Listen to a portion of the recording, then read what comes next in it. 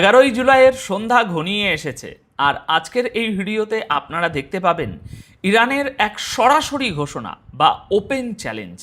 এবার ইসরায়েলও আর রেহাই পাবে না।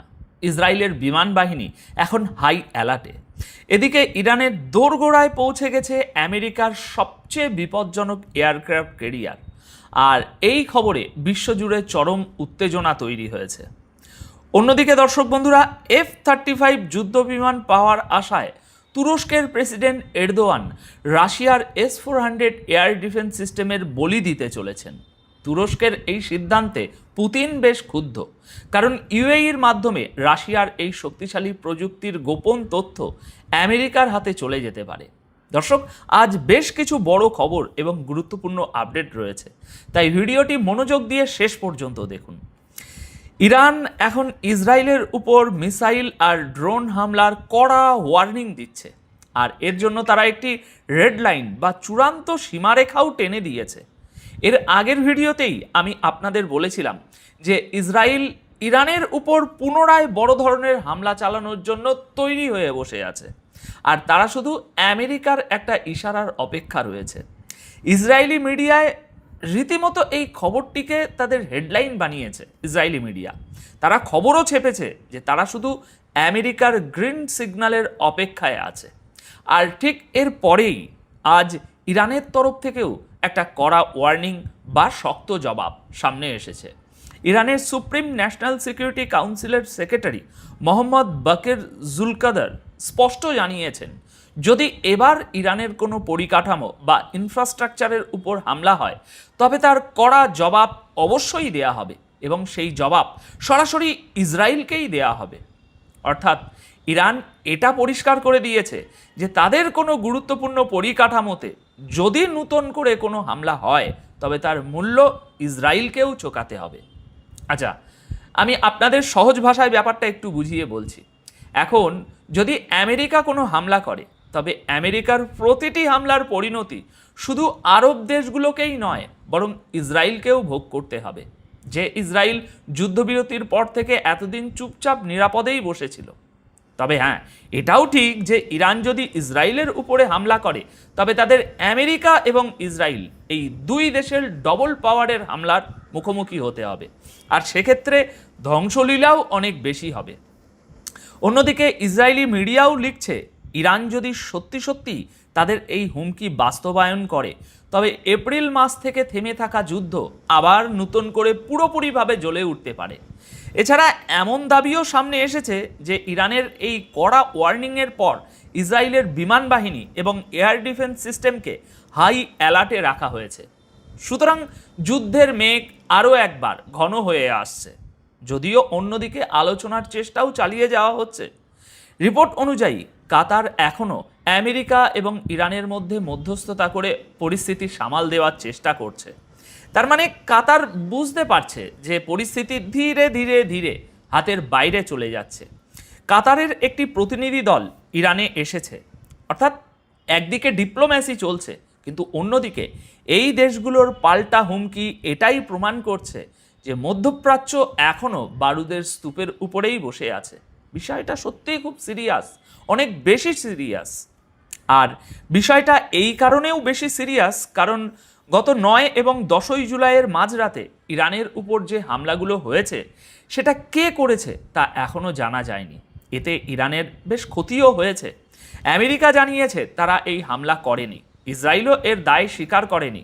তবে সোশ্যাল মিডিয়ায় রটে গেছে যে কুয়েত বা বাহরাইন নাকি এই হামলা করেছে, কিন্তু এর কোনো কনফার্মেশন আসেনি। তা না হলে ইরানের কি এটা বলতে ভয় লাগতো যে ওই দুই দেশ হামলা করেছে? আর এতক্ষণে তো বাহরাইন বা কুয়েতের উপর পাল্টা হামলা হয়েই যেত। যাই হোক, এবার আমরা পরের খবরের দিকে এগোই। আজ 11ই জুলাই সামনে আসা একটি দাবি অনুযায়ী হরমুজ প্রণালীর আশেপাশে আমেরিকান নৌবাহিনীর বড় ধরনের তৎপরতা লক্ষ্য করা যাচ্ছে। বলা হচ্ছে যে আমেরিকার সবচেয়ে গুরুত্বপূর্ণ aircraft carrier USS Abraham Lincoln এখন ধীরে ধীরে ধীরে ইরানের দিকে এগোচ্ছে এবং ইতিমধ্যে তারা বেশ কাছাকাছি পৌঁছে গেছে। স্যাটেলাইট ছবির বরাতে দাবি করা হয়েছে যে এই এয়ারক্রাফট ক্যারিয়ারটি বর্তমানে ওমান উপসাগরে ইরানের উপকূল থেকে মাত্র 150 মাইল দূরে অবস্থান করছে। আর আপনারা জানেন সমুদ্রের বুকে এই দূরত্ব আসলে কোনো দূরত্বই নয়। বলা হচ্ছে এই এয়ারক্রাফট ক্যারিয়ারে ডজনখানেক ফাইটার জেট মোতায়েন রয়েছে, যেগুলো প্রয়োজন পড়লে মাত্র কয়েক মিনিটের মধ্যেই উড়ান ভরে ইরানের একেবারে ভিতরে পর্যন্ত গিয়ে অপারেশন চালিয়ে আসতে সক্ষম। হ্যাঁ দর্শক, মাত্র কয়েক মিনিটের মধ্যে। এই ছবিগুলো থেকে আরও একটি দাবি করা হচ্ছে যে এই এয়ারক্রাফট ক্যারিয়ারের সাথে সুরক্ষার জন্য কোনো বড় স্কট বা রণতরী বহর দেখা যাচ্ছে না, যে কারণে কিছু ডিফেন্স এক্সপার্ট একে বেশ ঝুঁকিপূর্ণ একটি পদক্ষেপ বলেও মনে করছেন। আপাতত আমেরিকার তরফ থেকে এই এয়ারক্রাফট ক্যারিয়ারের যে বর্তমান অবস্থান বা তাদের যে মিশন, সেই মিশন সম্পর্কে কোনো অফিসিয়াল বিবৃতি দেওয়া হয়নি। তবে যদি এই দাবিগুলো সত্যি হয়, তার মানে দাঁড়াবে আমেরিকা এখন ইরানের একেবারে দোরগোড়ায় তাদের সবচেয়ে শক্তিশালী নৌ সামরিক শক্তি মোতায়েন করে ফেলেছে। আর এতে মধ্যপ্রাচ্যের যুদ্ধের ঝুঁকি আরও বহুগুণ বেড়ে গেল। এই আব্রাহাম লিঙ্কন ক্যারিয়ারটি গত 200 দিন ধরে মধ্যপ্রাচ্যের ওমান উপসাগরের আশেপাশেই ডেরা বেঁধেছিল, কিন্তু এখন এটি যে গতিতে এগোচ্ছে, ওমান উপসাগর পার হওয়ার মানেই হলো সামনে হরমুজ প্রণালী, আর হরমুজ প্রণালী মানেই হলো সরাসরি ইরান। তাই এর বর্তমান ডিরেকশন এবং গতি নিয়ে এখন বড়সড় প্রশ্ন উঠছে। আমেরিকা এটিকে দিয়ে ঠিক কী করবে সেটা তো তারা কাজ করার পরই জানাবে, কিন্তু যারা সমুদ্রের জাহাজের গতিবিধির উপর নজর রাখেন তারা এই খবরটি দিয়েছেন এবং যে দাবিগুলো করেছেন তা সত্যিই বেশ চমকে দেওয়ার মতো। চলুন এবার আমরা পরবর্তী খবরের দিকে যাই। দর্শক, তুরস্ক F-35 যুদ্ধবিমান পাওয়ার আশায় রাশিয়ার S-400 এয়ার ডিফেন্স সিস্টেমের বলি দেওয়ার সিদ্ধান্ত নিয়ে ফেলেছে। খবর এটাই যে এই সিস্টেমগুলো বিক্রির জন্য আজই দরদাম হতে পারে, আর এর সম্ভাব্য ক্রেতা হিসাবে ইউএইর নাম উঠে আসছে। আর প্রেসিডেন্ট রজেপ তাইয়েপ এরদোয়ানের এই সিদ্ধান্তে ভ্লাদিমির পুতিন বেশ ক্ষুব্ধ হয়েছেন, সে খবরও সামনে আসছে। চলুন 10ই জুলাই সামনে আসা এই সমস্ত রিপোর্টগুলো একটু বিস্তারিতভাবে বুঝে নেওয়া যাক।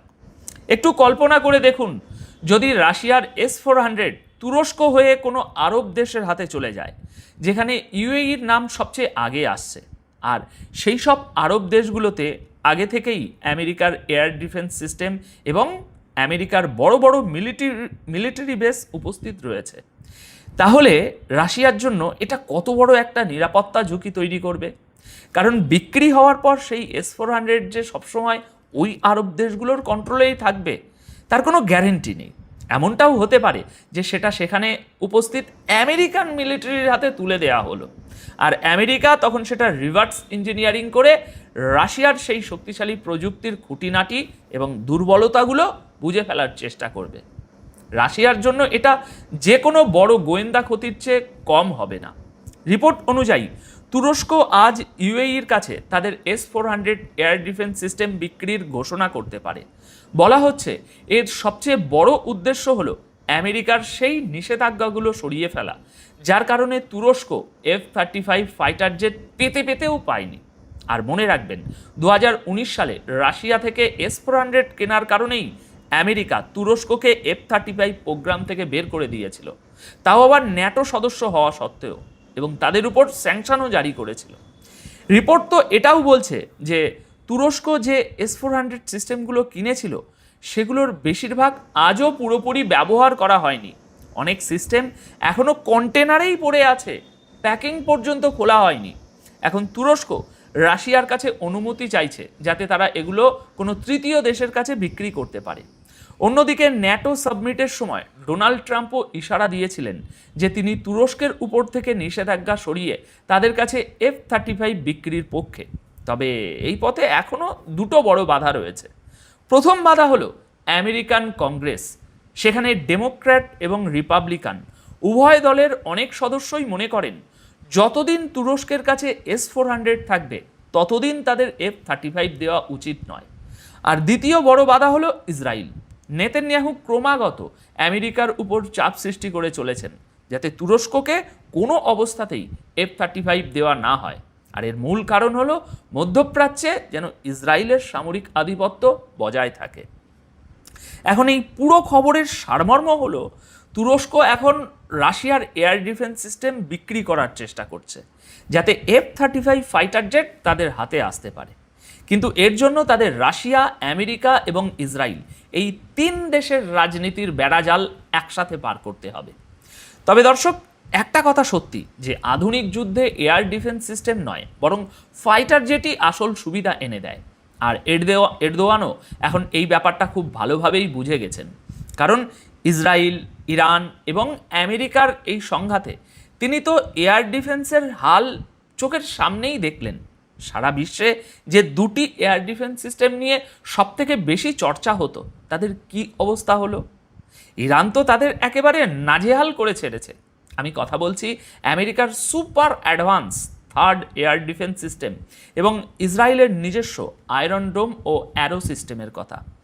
এগুলো একেবারে অকেজো হয়তো প্রমাণিত হয়নি, কিন্তু একটা পর্যায় পর্যন্ত এরা ব্যর্থই হয়েছে, কারণ এরাও কিন্তু ইরানের পুরো হামলা আটকাতে পারেনি। তো এই ব্যাপারটা তুরস্কও বুঝতে পেরেছে যে শুধু S-400 দিয়ে সমস্ত হামলা আটকানো সম্ভব নয়। কিন্তু ইরানে যেভাবে ফাইটার জেট দিয়ে বোমা বর্ষণ করে ইসরায়েল এবং আমেরিকা ধ্বংস চালিয়েছে, সেই ফাইটার জেট যদি তুরস্কের হাতে চলে আসে, তবে ভবিষ্যতের যে কোনো যুদ্ধের ক্ষেত্রে তা দারুণ কাজে লাগবে। কারণ আপনারা জানেন, গ্রিসের সাথে তুরস্কের সাপে নেউলে সম্পর্ক চলছে, আর ইসরায়েলেরও নিশানাতে রয়েছে তুরস্ক। যদিও ইসরায়েল বা গ্রিসের বিরুদ্ধে আমেরিকা তাদের জেট ব্যবহার করতে দেবে কিনা সেটা একটা প্রশ্ন, কিন্তু তা সত্ত্বেও তুরস্ক এটা বুঝে গেছে যে ফাইটার জেট হাতে থাকাটা অনেক বেশি সুবিধাজনক।